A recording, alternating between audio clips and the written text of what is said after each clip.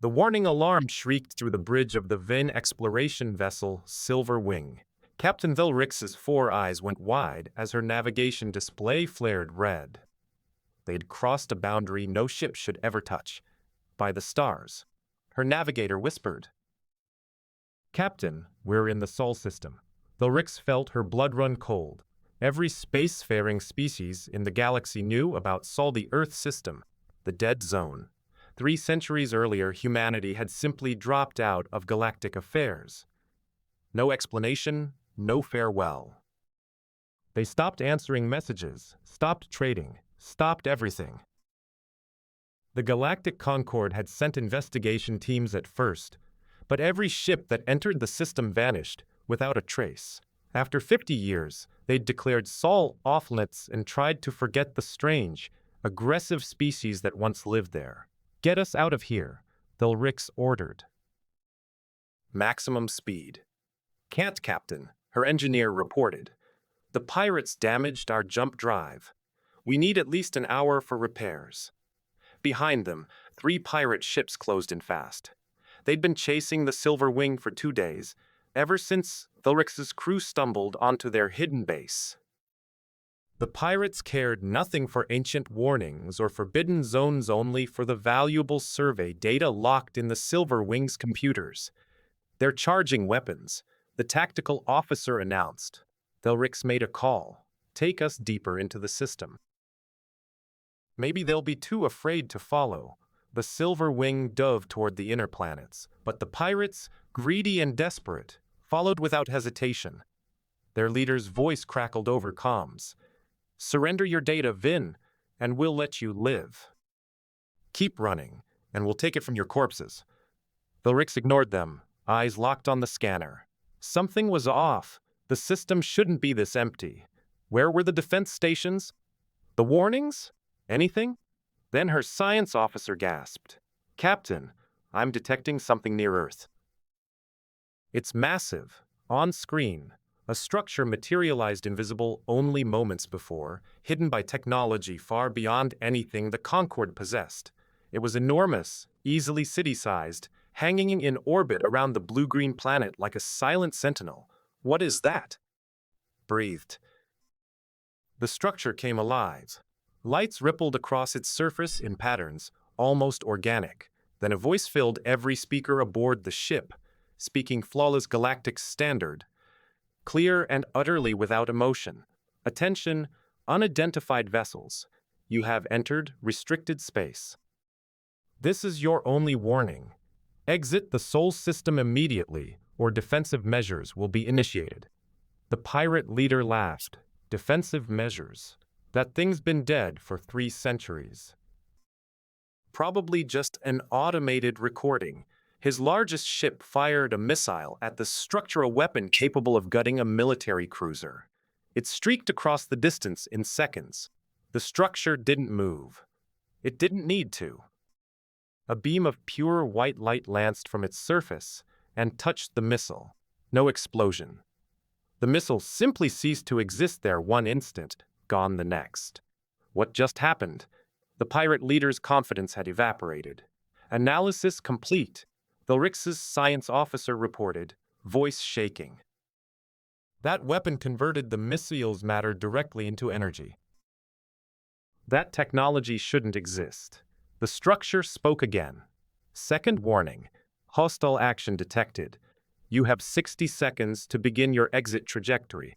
The pirates fired again, all 3 ships, unloading their full arsenal. Missiles, plasma bolts, kinetic rounds filled the gap between them and the structure. White beams lanced out again, each one perfectly precise. Every weapon vanished before reaching its target. 45 seconds, the structure announced. Run! The pirate leader screamed. His ships tried to veer away, but they'd come too close. 30 seconds. Vilrix watched in horror as more structures appeared throughout the system, dozens, maybe hundreds, invisible and waiting all along. 15 seconds. Final warning. The pirate ships scrambled to engage their jump drives. One succeeded, vanishing in a flash of light. The other 2 weren't fast enough. Warning period expired, eliminating hostile vessels. The white beams touched the two remaining ships. Unlike the missiles, they didn't vanish instantly. They began glowing brighter and brighter, shining like small stars, then were gone. Converted to pure energy, leaving nothing behind, the structure turned its attention to the silver wing. Vilrix felt her entire crew hold their breath. Vin vessel silver wing. Analysis indicates you did not initiate hostile action. You have 10 minutes to exit the system. If you require repair assistance, it will be provided. If you refuse to leave, you will be destroyed. Respond. Vilrix's hands trembled as she opened the channel. This is Captain Vilrix. We didn't mean to enter your space. Our jump drive was damaged. We accept your offer of assistance. Understood. Repair drones dispatched. Do not deviate from your current position. Small machines emerged from the massive structure, moving with impossible speed toward the silver wing. They latched onto the damaged sections and worked with an efficiency that made Vilrix's engineer nearly weep with envy. Captain, her science officer said quietly, I'm scanning the third planet. It's not dead. Dense forests, clean oceans, massive animal populations. It's paradise down there. But no cities. No civilization. Just nature. Repairs finished in 7 minutes. The drones detached and returned to their point of origin. Vin vessel silver wing. Repairs complete. You will now exit the system. A course has been plotted into your navigation computer. Follow it exactly. Any deviation results in immediate termination. You will not return to this system. Report what you witnessed here to your galactic Concord. Tell them Earth remains protected. Tell them to stay away. We understand, Vilrix replied. Thank you for sparing us. A pause followed as though the structure were waiting something. Message for the galactic Concord. Humanity has not forgotten. Humanity is watching. Humanity does not wish to be disturbed. This is the first and final warning. The silver wing jumped away, following the plotted course exactly. Vilrix and her crew sat in stunned silence for several minutes after reaching safe space. Captain, her tactical officer finally said, if they have structures like that scattered throughout the system, and they've had them for 300 years or more, then humanity was never the primitive species we assumed. They were far beyond us, Vilrix finished. Maybe they still are. What do we do? Vilrix thought of those massive, silent structures, of weapons that turned matter into energy, of an emotionless voice that had shown mercy to her crew, but none to those who attacked. We report everything to the Concord, she said, and pray they're smart enough to listen. Deep in the Sol system, the structure designated Guardian 1 returned to dormancy. But before it did, it sent a signal toward Earth toward a hidden facility buried deep inside a mountain. The message was simple, 3 words. They know we're here. In Cheyenne Mountain, ancient computers flickered awake. Emergency protocols activated for the first time in 287 years. Cryopods began their warming sequences. The base's artificial intelligence reviewed the situation and ran the probabilities. The galaxy had forgotten humanity. Now they were remembering. That changed everything. A signal spread across the planet's secure network, reaching every hidden facility, every dormant Guardian platform, every automated defense system. External threat assessment active. Primary Defense Coordinator. All systems standby for human authority. On Earth, in the silence of a tomb that had kept its vigil for nearly 3 centuries, Commander Sarah Chen's eyes opened for the first time in 17 years. She drew a breath, feeling the familiar ache of revival spread through her body. Status report, she whispered, voice raw from disuse. The AI answered immediately. Welcome back, Commander. We have visitors. They know we're here, awaiting your orders. Sarah closed her eyes a moment, gathering herself. She'd hoped to sleep longer. Hoped the galaxy would leave Earth alone forever. But hope was a luxury guardians couldn't afford. "Show me everything," she said. Revival always hurt. Sarah had endured it 47 times now, and it never got easier. Her muscles screamed as she forced herself upright in the cryopod. Her head pounded. Her mouth tasted of metal and old dreams. "How long this time?" she asked the AI. 17 years, 4 months, 12 days since your last revival, Commander. 17 years. Sarah did the math. 287 years since humanity had ascended. 287 years since she'd chosen to stay behind. She swung her legs over the pod's edge, waiting for feeling to return to her feet. The medical bay looked exactly as she remembered: clean, sterile, empty. Built to house 200 crew. Now it served only one. "Give me the summary," she said, reaching for the folded jumpsuit nearby. The AI projected data directly into her neural implant. Sarah processed it while dressing, her enhanced mind sorting information at superhuman speed. The Vin ship, the pirates, Guardian 1's defensive response, the message sent to the Galactic Concord. "They think we're extinct," Sarah said. Not a question. Affirmative. Galactic records list humanity as presumed extinct or evolved beyond contact. They remember us as aggressive but technologically inferior. Sarah almost laughed. Inferior if only they knew. But that had been the point. Humanity had left the galaxy alone precisely because they'd become too advanced, too powerful, too dangerous. She walked the empty corridors of Cheyenne Mountain, footsteps echoing off walls that hadn't heard a human voice in nearly 3 centuries. The facility was one of 12 primary command centers scattered across Earth, all maintained by automated systems, all waiting for her to wake and give them purpose. In the command center, holographic displays flickered on as she approached. She stood surrounded by information: Earth status, the Guardian platforms, the automated defense fleet. Every weapon, every sensor, every scrap of technology humanity had left behind. "Show me Earth," she commanded. The largest display revealed her home planet from orbit more beautiful than it had been in centuries. Without humanity's cities and industry, nature had reclaimed everything. The Amazon had doubled in size. Oceans teemed with whales and fish. Wolves ran through the ruins of New York. Tigers prowled what had once been Tokyo. Sarah felt a familiar ache in her chest. This was why she stayed. This was what she protected: not humanity's buildings or monuments, just the planet itself, the birthplace, the garden they'd nearly destroyed before learning wisdom. "Guardian status report," she ordered. "All 47 Guardian platforms operational. Energy reserves at 97%. No system degradation. Defensive fleet. 1,000 automated vessels ready for deployment. Weapons systems active. Stealth systems functioning at optimal levels. 47 Guardians, each city-sized, each capable of annihilating entire fleets. Each invisible to any scanning technology the current galaxy possessed. Humanity had built them during the final war, the one that had nearly ended everything. Insurance against extinction. Now they were relics of a violent past, and Sarah, their sole caretaker, the last living human left to remember what they represented. "Show me Concord fleet movements," she said.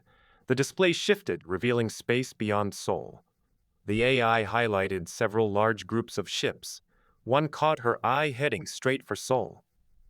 200 warships, per the analysis. "They're coming to investigate," Sarah said quietly. Probability, 94%. Estimated arrival, 14 days, 7 hours. Sarah settled into the commander's chair, the same one she'd occupied 47 times before. Every waking brought a new crisis: a probe getting too close, a mining expedition ignoring warnings. Once, a science vessel had tried landing on Mars. Guardian 12 had erased it before it touched down. But this felt different. This was a fleet, an army. They weren't coming to explore. They were coming to challenge. "Options," she said. The AI laid out several scenarios. destroy the fleet before arrival. Let them enter and then destroy them. Negotiate, hide, and hope they left. Sarah weighed each, her enhanced mind running consequences and probabilities. 300 years ago, humanity would have chosen violence without hesitation the fleet as a threat and eliminated it. That was who they'd been. That was why they'd had to leave. Open a secure channel to Guardian 1, she ordered. The connection formed instantly. Guardian 1 was the oldest, most advanced platform, the prototype, that had led to all the others. It was also the closest thing Sarah had to a companion, though it was only an AI, not truly conscious. Commander Chen, Guardian 1's voice was calm and neutral. How may I assist? The fleet heading toward us. What's their primary motivation? Analysis indicates a mix of factors. Fear, 68%. Curiosity, 24%. Territorial concerns, 8%. They're afraid of us, Sarah said. Correct. The demonstration of our defensive capability contradicted their understanding of human technology. They cannot reconcile historical records with observed performance. This creates anxiety among their leadership. Sarah understood. The galaxy believed humanity primitive. Now they had proof of technology centuries ahead of anything they possessed. From their view, it looked like deliberate deception, a conspiracy, a threat. If we destroy that fleet, what happens? Short term, the immediate threat is eliminated. Medium term, the Galactic Concord declares Earth a hostile entity. Long term, probability of sustained warfare rises to 91%. And if we let them approach, show them mercy? Unknown. Human mercy is not a value current galactic civilizations associate with strength. They may interpret it as weakness or hesitation. Sarah closed her eyes. This was the impossible balance. She had to strike strong enough to protect Earth, merciful enough to honor humanity's new path, wise enough to know the difference. I need to see the Ascended, she said quietly. The AI paused. Commander, you know they cannot answer. They exist beyond physical space. They cannot interfere. I know, but I can still ask. She walked to a small, dark chamber deep in the mountain, a single chair facing a communication device that had never once received a reply. She sat and activated it anyway, sending her message into dimensions she couldn't perceive, toward the beings humanity had become. This is Commander Sarah Chen, caretaker of Earth, requesting guidance. She explained everything: the Vin ship, the approaching fleet, the impossible choices ahead. I've protected Earth for 287 years. I've woken 47 times. I've never let anyone threaten this planet, but I don't want to start a war. I don't want to kill thousands of beings just for being afraid. Tell me what to do. She waited in silence, as she always did, though she knew no answer would come. The Ascended had left physical space behind. They couldn't return, couldn't speak, could only exist in whatever higher state they'd achieved. But she asked anyway because she was alone, because the weight of guarding an entire planet pressed on her every waking moment, because sometimes even guardians needed to believe someone was listening. After an hour, she stood and returned to the command center. No answer had come. No answer ever came. AI, begin preparations for contact with the Concord fleet. Full defensive positioning, but no aggressive posture. Open a channel the moment they enter the system. Acknowledged. What message will you transmit? Sarah considered. What do you say to people who fear you? How do you explain you're not their enemy without sounding weak? How do you honor what humanity had been while showing what they'd become? I'll tell them the truth, she finally said. That Earth is protected. That I'm its guardian. That I don't want to fight them, but I will if they force my hand. And if they don't believe you. Sarah looked at the displays showing her living, breathing planet, the forests, the oceans, the animals running free. She thought of her duty. Then I'll show them what happens when you threaten something a human has sworn to protect. I'll show them why humanity left the galaxy, And I'll pray they're smart enough to learn from it.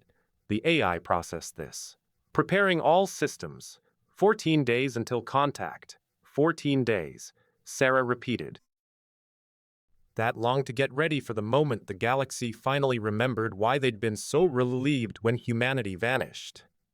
She hoped it would be enough. Supreme Admiral Coral of the Zentari stood on the bridge of his flagship, the Righteous Fury, watching the Sol system grow on his displays.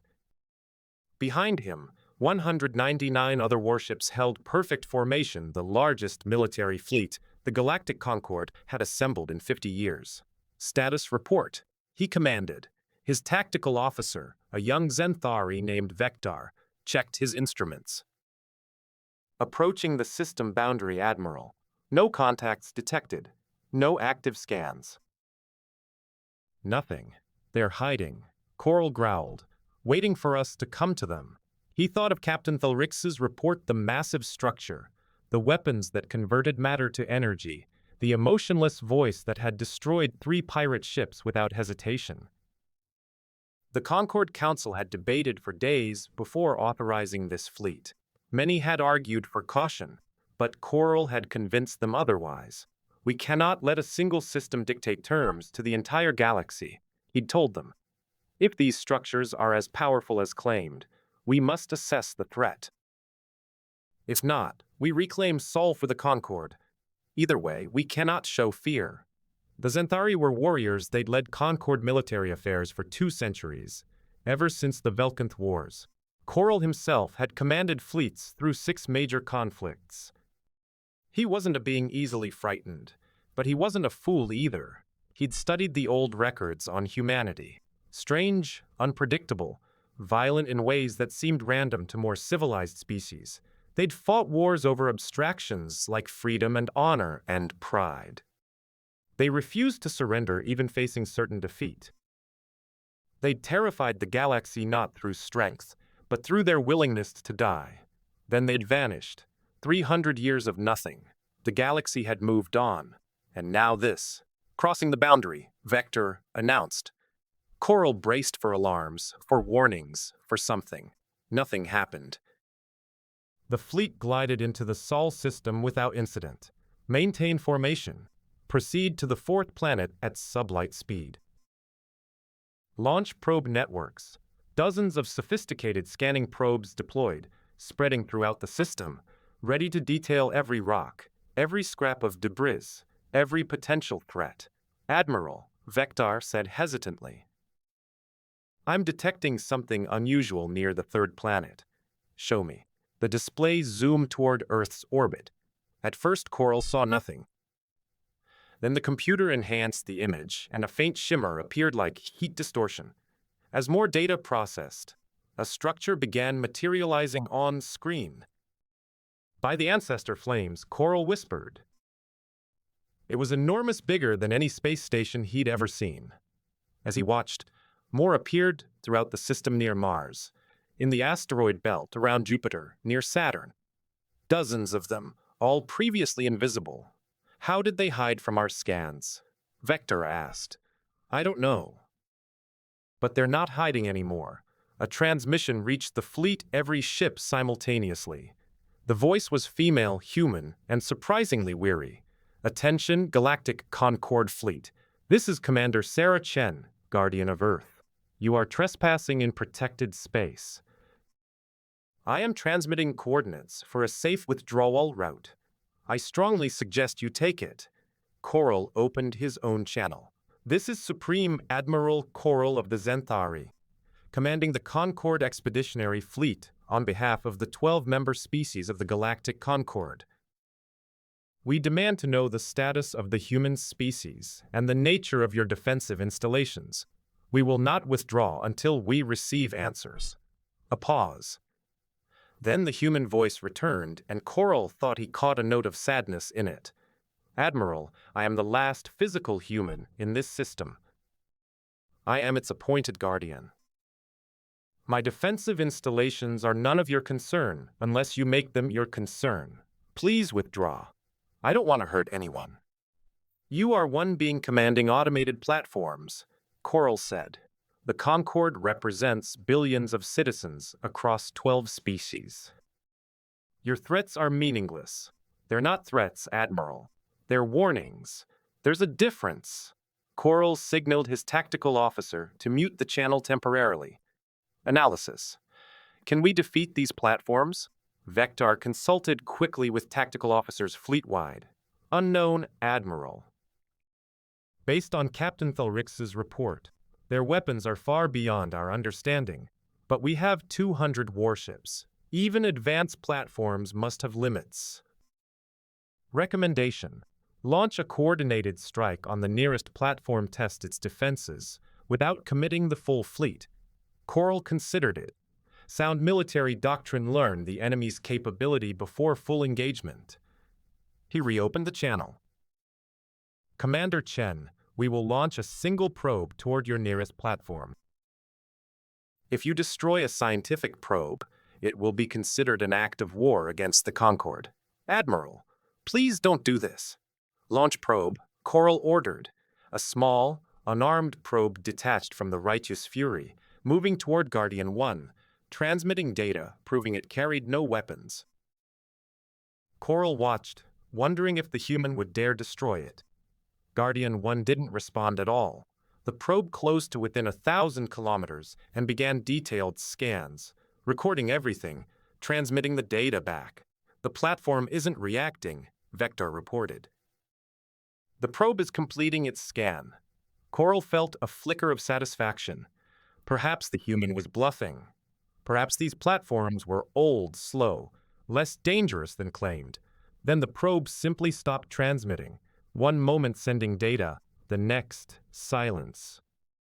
Status of the probe, Coral demanded. Gone, Admiral. Just gone. No explosion, no debris. It ceased to exist. The human voice returned. Your probe came too close. I warned you. It was converted to energy and dissipated. It felt no pain. I'm sorry. Coral's anger rose. You destroyed a scientific instrument. That is an act of aggression. No, Admiral. It was an act of defense. You sent something into my protected space. I removed it.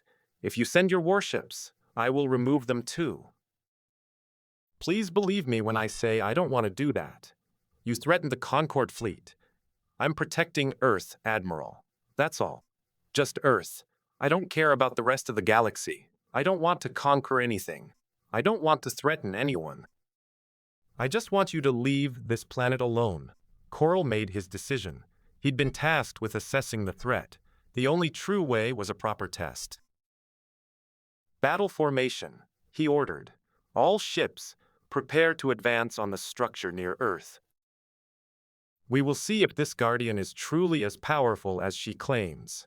The fleet reorganized into a wall of military might, 200 warships, representing the combined power of 12 species, and began advancing, weapons charging, shields at maximum. Sarah Chen's voice had changed. The wariness was gone, replaced by some cold and hard. I am begging you. Don't make me do this. You are one, Coral replied. We are many. Stand aside. I truly hoped you would be wiser than this. The fleet advanced.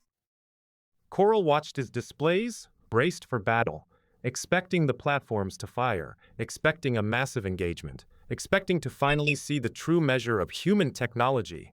What happened next shook him to his core. More platforms appeared, not dozens, but hundreds. They'd been hiding throughout the entire system, invisible to every scan, waiting. They didn't fire. They didn't need to. They simply revealed themselves, surrounding the Concorde fleet completely. Admiral, Vector's voice shook. I count 487 platforms. We're surrounded. But that wasn't all. The asteroid belt came alive. What Coral had assumed were asteroids were actually ships. Thousands of them, small automated vessels moving with impossible precision, forming patterns that trapped the fleet entirely. 1,000 automated defense ships, Saracen said quietly. 47 visible Guardian platforms, and more you still can't see. Each Guardian could destroy your entire fleet alone. Together, they could sterilize every planet in the Concorde within a week. Do you understand, Admiral? I'm not threatening you. I'm showing you why you should leave. Coral stared at the displays. His tactical officers sat in stunned silence, overwhelmed by the sheer scale of what they were seeing. This wasn't a defense system. This was military power beyond anything the galaxy possessed. He asked, "If humans had this power, why did you leave? Why hide?" "Because power like this corrupts," Sarah replied. "Because we were becoming monsters. Because we had to choose between dominating the galaxy or leaving it alone. We chose to leave. But we couldn't leave Earth undefended. So I stayed. You're one human. I'm enough." A signal came from one of the outlying ships, a cliff destroyer, part of the insectoid species' contribution to the fleet. It had broken formation and charged its weapons. "No!" Coral shouted. "Weapons hold. Do not fire. Too late." The cliff ship, terrified and desperate, fired everything it had at the nearest Guardian platform. The platform's shields didn't just stop the weapons, they caught them, held them, and sent them back doubled in strength. The destroyer's own weapons destroyed it instantly. Sarah Chen stood in Guardian 1's docking bay, waiting for the Zenthari shuttle. She hadn't met another living, breathing, thinking being in 17 years. Before that, 19. She'd nearly forgotten what it felt like to stand in a room with someone who could talk back. The shuttle was small, heavily armed, though its weapons would do nothing against the Guardian's shields. Sarah watched through internal cameras as it landed, engines cycling down with practiced precision. A ramp extended, and Supreme Admiral Coral emerged. He was impressive, Sarah had to admit. The Zenthari were a warrior species, and it showed nearly 3 meters tall, scaled skin shifting between red and gold, 4 arms moving with controlled grace, 6 eyes scanning the docking bay with military efficiency. Behind him came 3 guards and 1 other officer, likely an advisor. All carried weapons openly. Sarah didn't blame them. She'd have done the same. She stepped forward alone, unarmed, wearing a simple jumpsuit bearing the old United Earth Defense Force insignia. No weapons, no armor, just herself, and the weight of 3 centuries of history. "Supreme Admiral Coral," she said, extending her hand in the human gesture of greeting. "Welcome to Guardian 1. Coral studied her hand a moment, then carefully reached out with one forehand and grasped it, huge, strong, but careful, wary of hurting her. "Commander Chen," he replied, his voice deep, carrying his species' natural growl. "Thank you for agreeing to meet. Thank you for requesting it instead of starting a war." Sarah released his hand and gestured down a corridor. "Follow me. I've prepared a meeting room." "Your guards are welcome to come, though I promise they're unnecessary." They walked through the Guardian's corridors.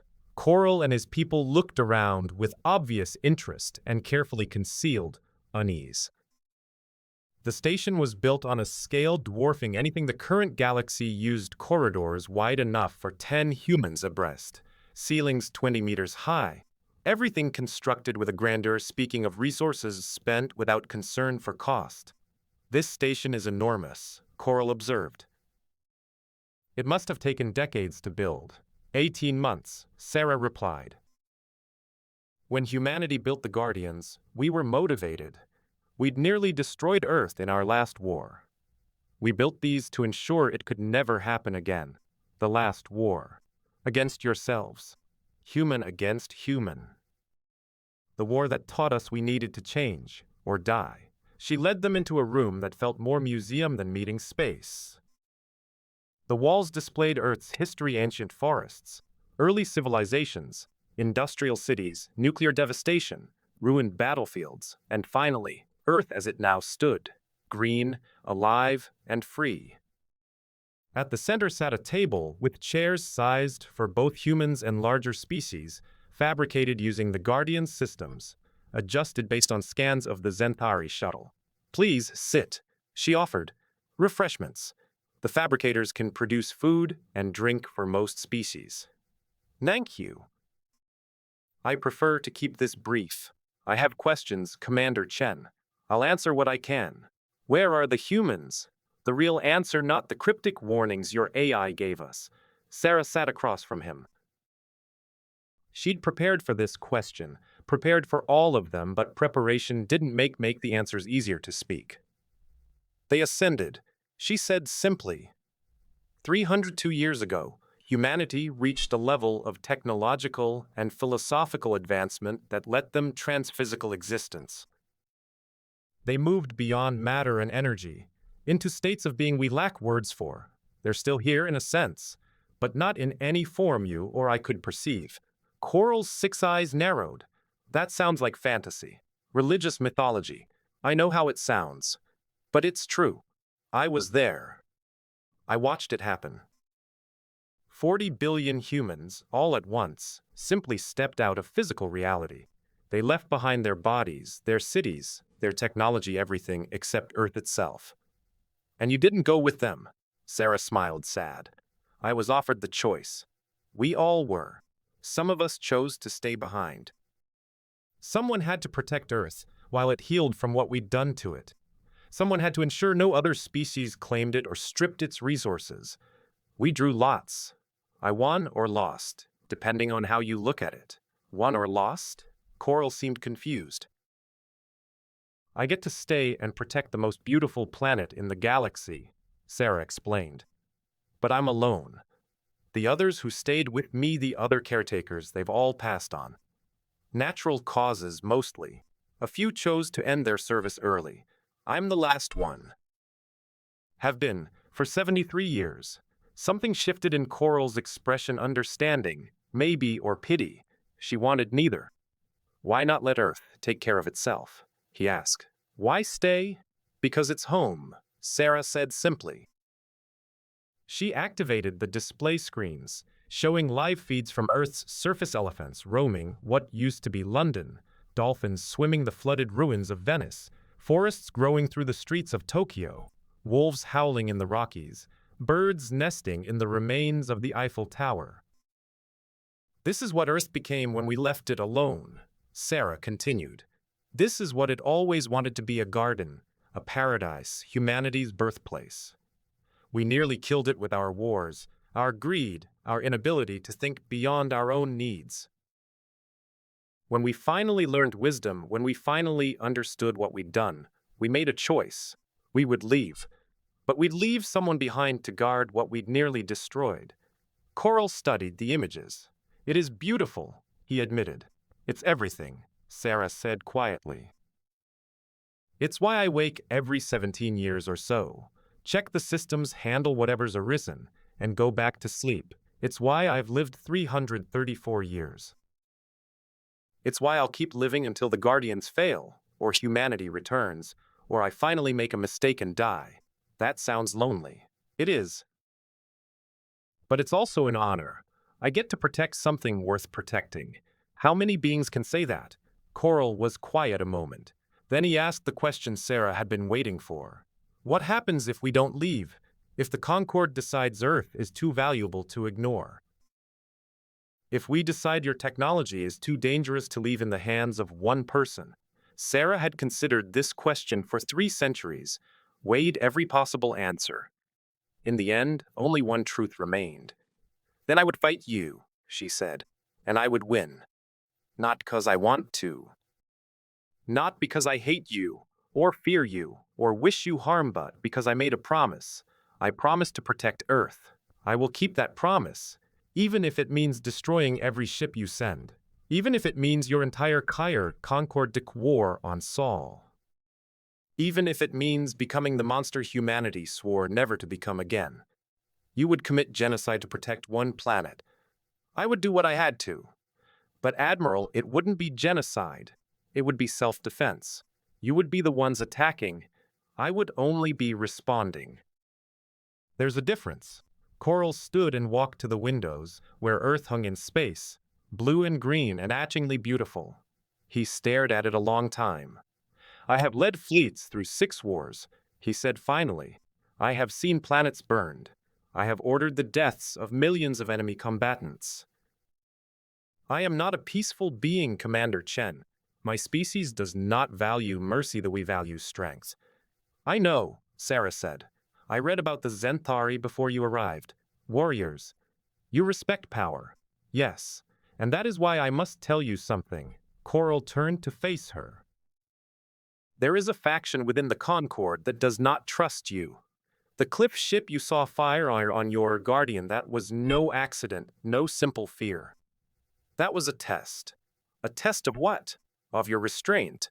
They wanted to see if you would annihilate the entire fleet in response to one ship's actions. You didn't. You destroyed only the ship that attacked. That tells them something important. What does it tell them? That you value proportional response. That you show mercy when possible. That you are, in your own way, civilized. Coral's expression turned grim. They see that as weakness. And they are building a weapon, a planet killer. They have been building it for years, ever since we first lost contact with Sol. They believe humanity will one day return and threaten the galaxy. They intend to destroy Earth before that happens. Ice formed in Sarah's stomach. When? I don't know.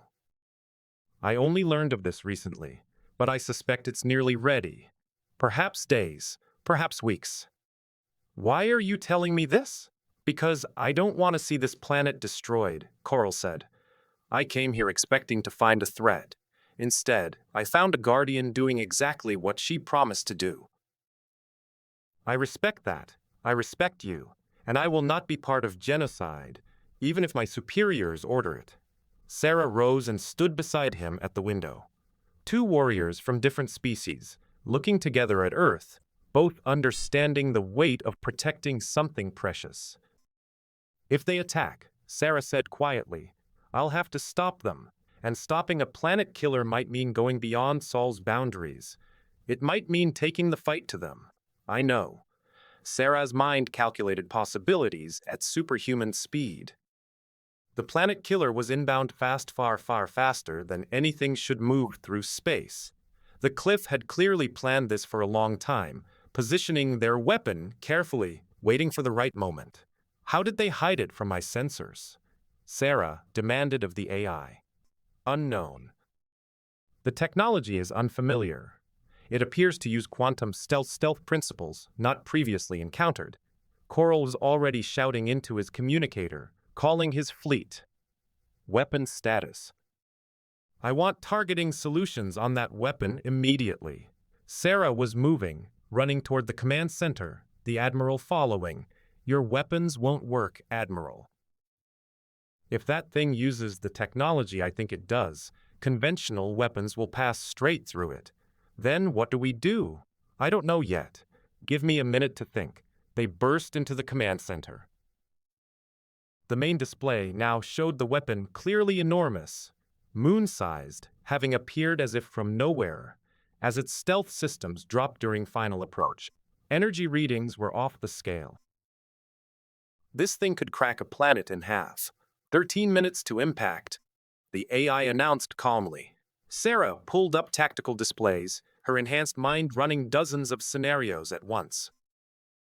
She could send the Guardians to intercept, but if the weapon used quantum stealth, it might phase right through their shields.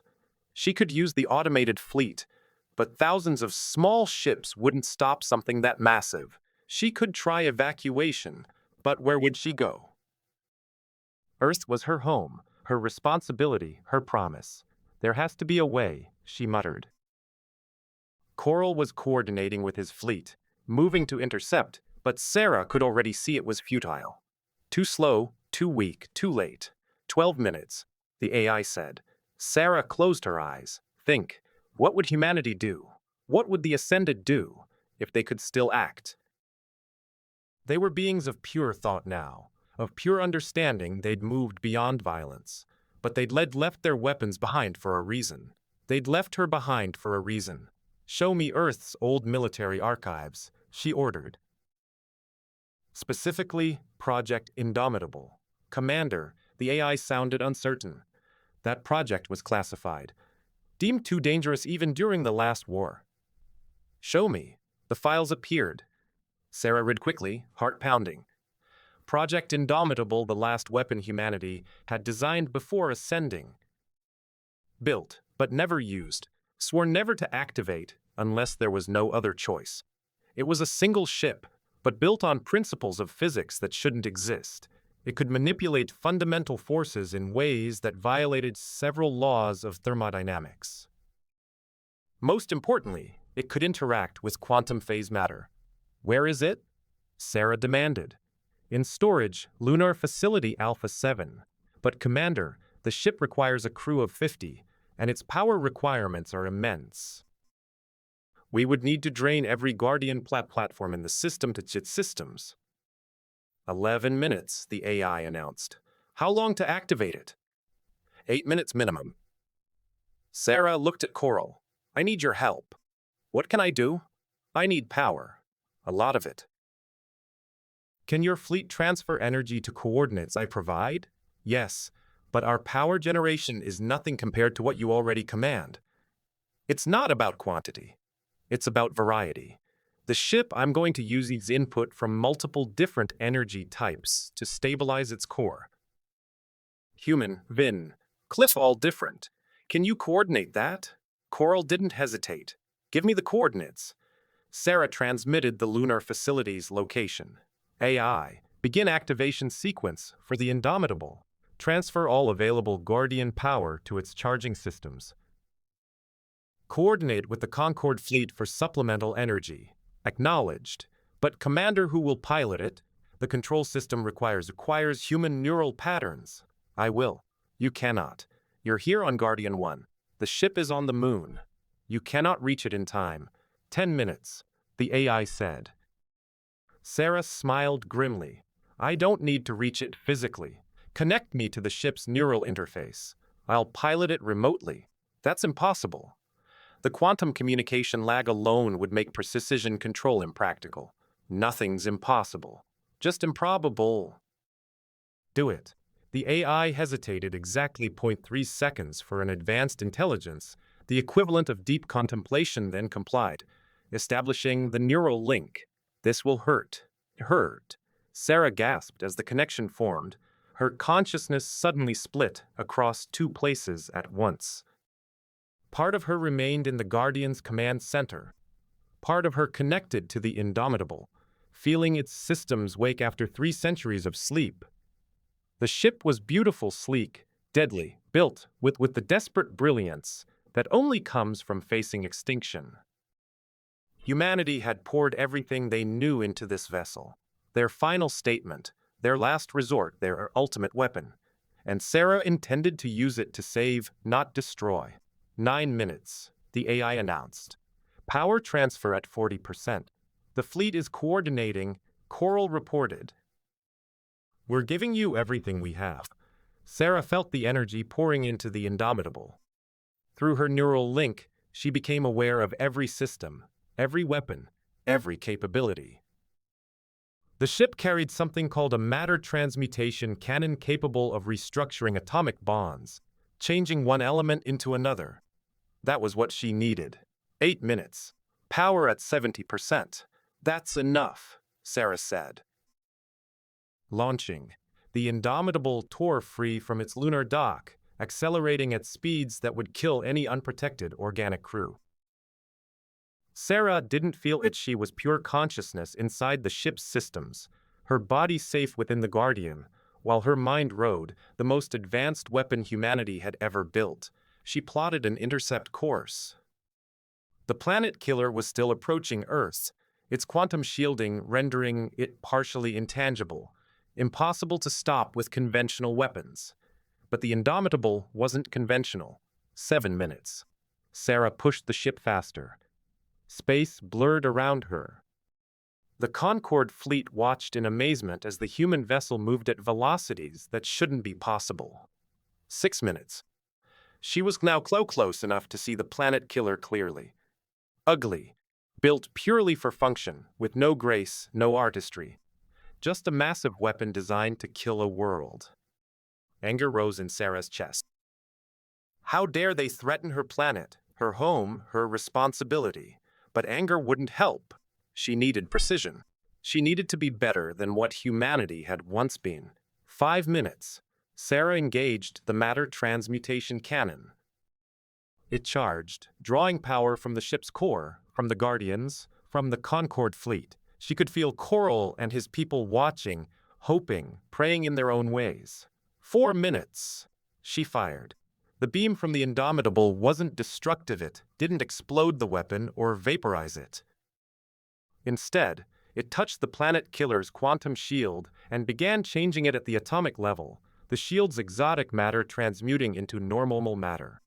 The quantum phase effect collapsed.